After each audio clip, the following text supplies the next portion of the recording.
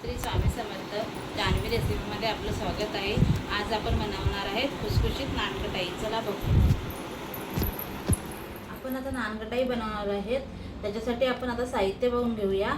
आपण हा मैदा घेतलेला आहे 2 वाटी. ह्या वाटीने मी सगळं माप घेतलेलं आहे. 2 वाटी मैदा घेतलेला आहे, 2 वाटी पिठी साखर घेतलेली आहे, 1 वाटी गव्हाचं पीठ घेतलेलं आहे आणि पावन वाटी आपलं बेसनचं पीठ घेतलेलं आहे, अर्धी वाटी रवा घेतलेला आहे, 1 वाटी हे तूप घेतलेलं आहे आणि ही वेलची आहे आणि हे जायफळ आहे आणि हे वरती सजावटीसाठी मी थोडेसे बदाम घेतलेले आहेत आणि चारोली घेतलेली आहे. आपण आता ह्याच्यामध्ये नानकटाई बनवूया आणि आपल्याला चवीसाठी मीठ लागेल. आता हे तूप घालून घेऊया या परातीमध्ये. तुमच्याकडे मोठं टोप असेल तर टोपामध्ये घ्या. मी परातीमध्ये घेतलं आहे मोठं. आता हे असं तूप आपल्याला थोडंसं असं फेटून घ्यायचं आहे.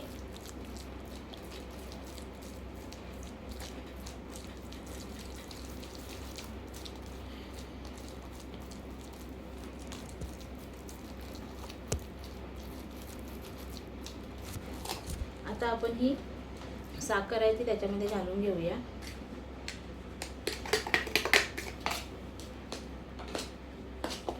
आणि हे चांगलं आता मिक्स करून घेऊया. हे मी चांगलं मिक्स करून घेते. आपण हे साखर आणि आपलं तूप मिक्स करून घेतलेलं आहे. असं ह्या प्रकारे झालेलं आहे. आता ह्याच्यामध्ये आपण हा मैदा आहे ना तो चालवून घेऊया.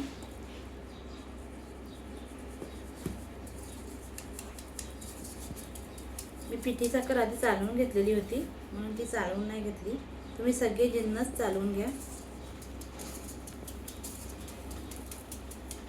त्यामध्ये आपण हे गव्हाचं पीठ घालून घेऊया.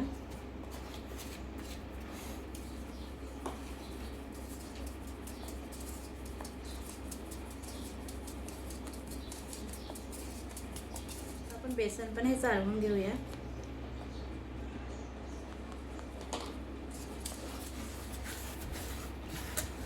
बेसन चाळत नाही त्याने चाळण्याने, म्हणून आपण असं हाताने हे करून घेऊया.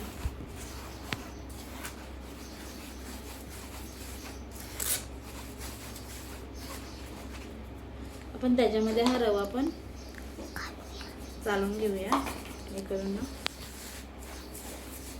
आपल्याला आता सगळे पिठं चांगली मिक्स करून घ्यायचे आहेत आणि आपल्याला असं तूप कमी वाटते ह्याच्यामध्ये, मग आपण त्याच्यामध्ये परत तूप गरम करून नाही घालायचं, तसंच घातलं तरी चालेल.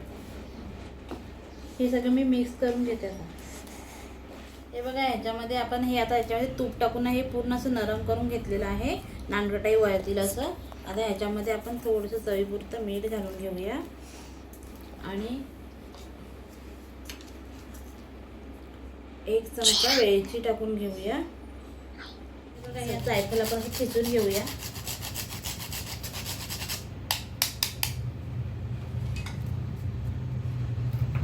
आणि थोडीशी मला गोड कमी वाटते म्हणून थोडीशी पिठी साखर मी ह्याच्यामध्ये ॲड करते. आता हे मळून घेऊया. हे असं मळून घेतलेलं आहे, गोळे करून घेतलेले आहेत. आता आपण ह्याची नानकटाई बनवूया. नानकटाई बनवण्यासाठी आपण हा चमचा घेतलेला आहे मी छोटा, त्याच्याने मी माप घेते. ह्याच्याने एवढं ह्याचे आपण आता नानकटाई असे गोल करून असे बनवून घेऊया. हे बघा एवढे. अशा प्रकारे आपल्याला सगळे नानकटाई करून घ्यायचे आहेत. हे बघा मी एवढे केलेत, अजून करते मी. आपण आता ह्या चमच्याने त्याला असे डिझाईन करूया. बिस्किटाला अशी सगळ्या बिस्किटांना आपण अशी डिझाईन करून घेऊया. ह्या चमच्याने आपण आता अशा प्रकारे ह्या बिस्किटाला अशी डिझाईन करून घेऊया. हे बघा असे. आणि त्याच्या मधोमध असे बदाम ठेवूया. ते बदाम ठेवू शकतात, पिस्ता ठेवू शकतात, काजू, चारोळी काय पण ठेवू शकतात. मी बदाम घातलेले आहेत. असे सगळ्या बिस्किटांना ठेवून द्यायचे डिझाईन असे हे करून ना.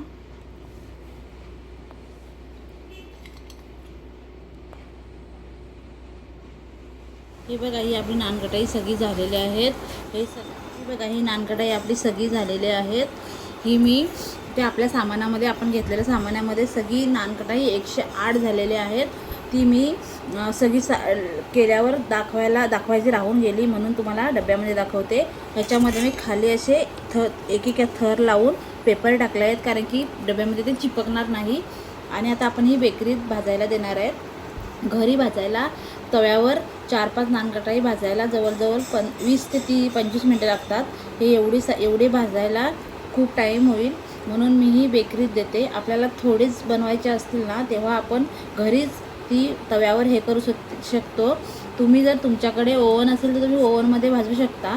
माझ्याकडे आता ओव्हन नाही आहे, म्हणून मी आता ही बेकरीत भाजायला देते. मी तुम्हाला भाजून आणल्यावर दाखवेन. मी आता ही भाजायला देते. बघा आपली नानकटाई झालेले आहेत, बेकरीतून बेक करून आणलेले आहेत. ही बघा आपली ही कशी फोडून दाखवली का, कशी बघा तुटतात, मस्त खुसखुशीत पेड्यासारखी झाल्यात, मऊ एकदम. अशीच तुम्ही करून बघा आणि मला कमेंटमध्ये सांगा कशी झाली आहे ती. बघा आपली नानकटाई झालेली आहेत, मस्त खुसखुशीत. आपला डब्बा अर्ध्यापेक्षा कमी होता, कसा फुल भरलेला आहेत, मस्त टम्म फुगलेली आहेत आपली नानकटाई, मस्त खुसखुशीत आणि मऊ पेड्यासारखी झालेली आहेत. ही बघा तुम्हाला एक मी तोडून दाखवते. ही बघा मस्त झालेली आहेत. तुम्ही अशीच करून बघा आणि मला कमेंटमध्ये सांगा कशी झाली आहे ती. आणि मला सबस्क्राईब करा, लाईक करा, शेअर करा आणि कमेंट करा. बाय.